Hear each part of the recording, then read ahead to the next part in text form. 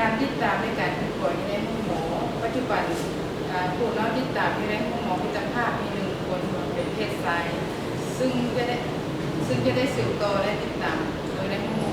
ดังกล่าวอื่นอีกคือในประเทศเขาในบรรดาประเทศที่มีชายแดนติดจอดกับสปป.ลาว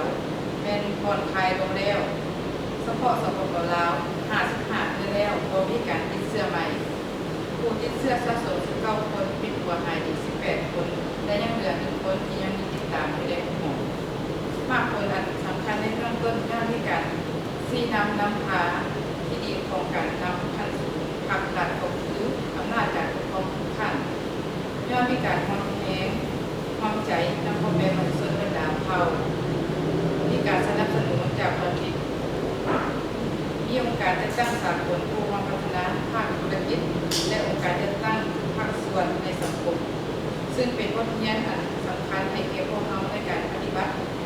กำหนดนโยบายปฏิบัติแผนงานในตัวหน้าและสกัดกั้นและแก้ไขการระบาดของพยาธิโควิด -19 ขอเรียกร้องให้พ่อแม่ประชาชนประชาชนทุกภาคส่วนในสังคมผมจงสืบต่อปฏิบัติแจ้งการและคำแนะน